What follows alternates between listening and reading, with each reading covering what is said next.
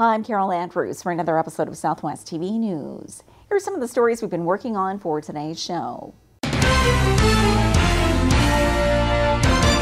The Honourable Jason Kenny, Minister of Employment and Social Development and Minister responsible for multiculturalism, was recently in Swift Current. Have you ever considered what it would be like if you lost your sight? These guests experienced being visually impaired firsthand during the CNIB Dining in the Dark event in Swift Current. As a way of saying thanks to their dedicated fans, the Riders are visiting communities across the province with a Grey Cup.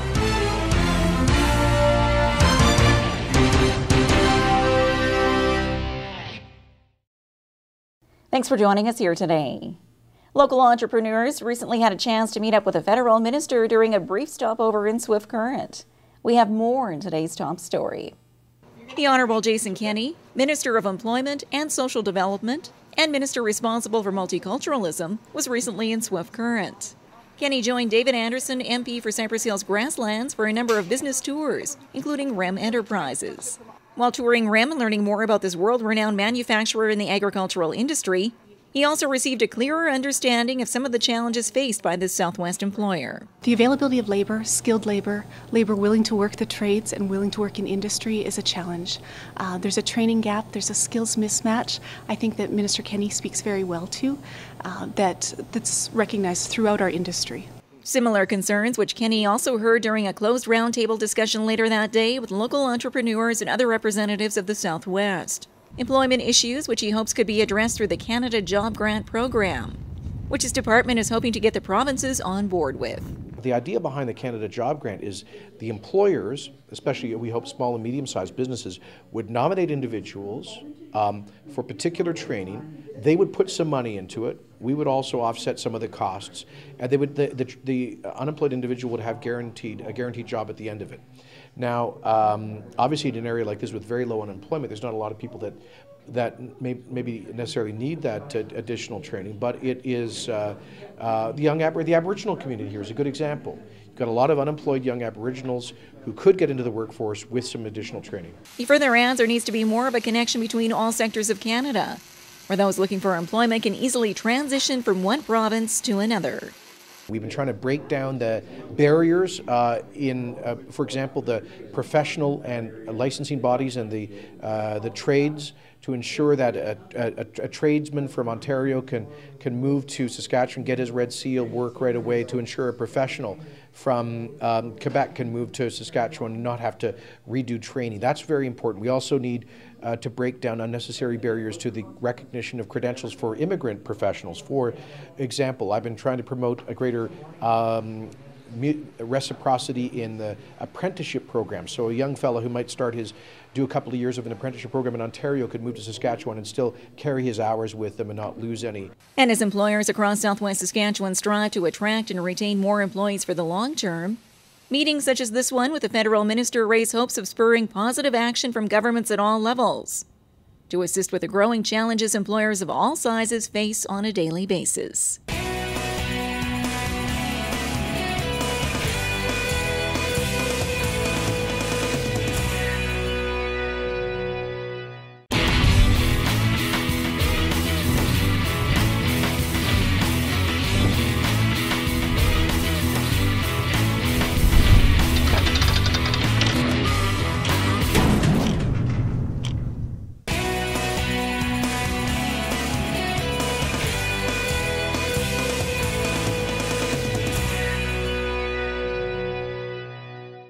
A unique CNIB event gave Swift Current guests the chance to dine in the dark. We have more in this report. Have you ever considered what it would be like if you lost your sight? These guests experienced being visually impaired firsthand during the CNIB Dining in the Dark event in Swift Current. The inaugural dinner for Saskatchewan was hosted by the Living Sky Casino and welcomed guests by invitation only for this evening of awareness and fundraising. Charlene Young of Rosetown has been a client of the CNIB all of her life and was the dinner coach guiding the guests through the evening while offering suggestions on locating items on the table. So I would put my glass in a position where I would know where it is, and so when I put it back down, I put it usually at about a 1 o'clock angle on my plate. This will prevent so that you're not going to be spilling when you go and reach for it. And when you are searching the table, use your hands very low and slow because you don't want to be knocking anything over on the table. Following Charlene's instructions and the guests putting on their blindfolds, they made their way through the 3-course meal. It was an excellent meal. Yeah, it's challenging, but that's what this is all about. And it's trying to varying where all your food is, and hopefully it doesn't drop on your lap, pushing everything in the middle, as she says, and you're hoping it's in the middle, and hopefully you got something in your fork and you put it in your mouth and there's nothing there. Hopefully you can't see anything, so it's totally on your taste. I noticed the textures more. And once the dinner was completed, guests had a better appreciation for those living with a visual impairment on a daily basis. It was a very neat experience, but in my mind it was very terrifying to think of that, if this is how I had to go on day after day after day. I was very happy to be able to take that Eau Claire off because I'm not sure that I would be able to deal with that very good. So people that have to deal with outsight or be challenged with that, boy, I tip my hat to that. It's a scary thing, I think. Successful evening for this first ever event in the province, while bringing the work of the CNIB more into the spotlight. An evening which Winnipeg entertainer Big Daddy Taz was pleased to be a part of. Without my contacts or my glasses, I'm actually fairly legally blind. I wouldn't be able to see who you were that close. And a few of my friends have no sight at all, so I decided to make this one of my charities of choice. Similar dining in the dark events have been held across Canada, with the hopes of making the Saskatchewan Dinner an annual event.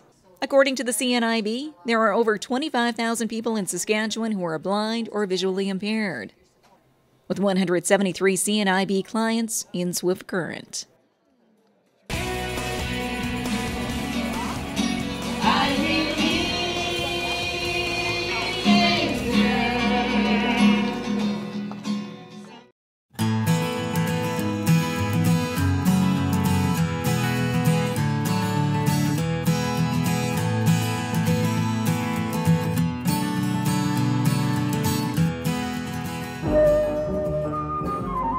Southwest Radio now brings you Arts Beat, prepared and presented by Kathy Wozniak, Public Relations Officer for the Swift Current Allied Arts Council.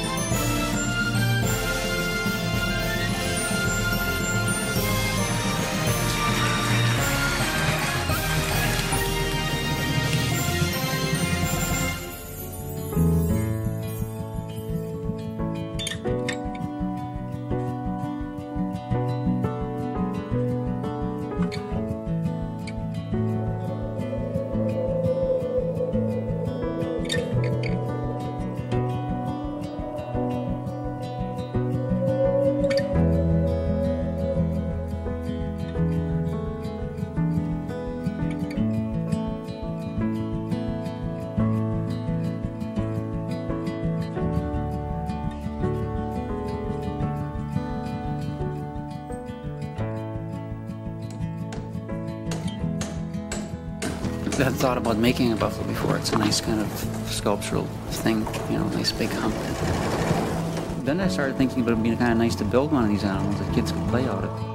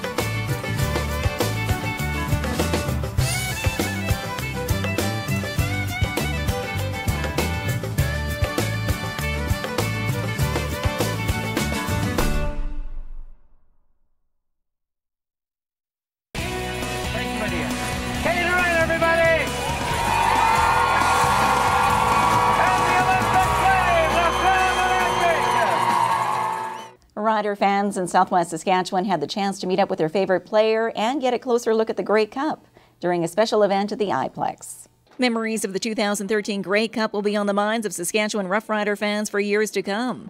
And as a way of saying thanks to their dedicated fans, the Riders are visiting communities across the province with the Grey Cup.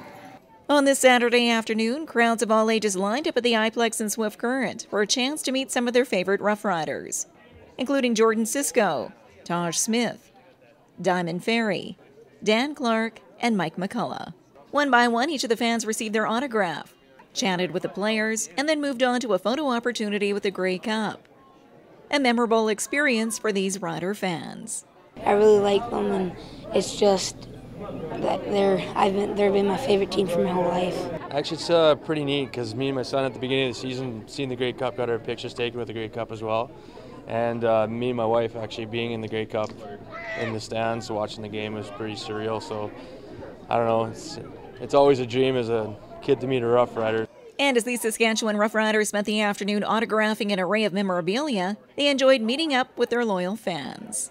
So much of it is just being able to give back to the fans that support us and having the chance to put a smile on their face. You know, it's been great. You know, the people are wonderful, and I'm just enjoying the memories and moments. You wouldn't expect them to know too much about the Cup, but surprisingly they do. And you know, it's just great to see all the support and all the love they got for the Riders. Oh, it's awesome. We got the best fans in the league, so it's good to, you know, go around and see all the different kinds of people and just see all the support they give us, and you know, it just makes what we do exciting. So it's great to see. The Swift Current event is just one of several stops the Saskatchewan Roughriders have planned to bring the Grey Cup to a number of communities across the province.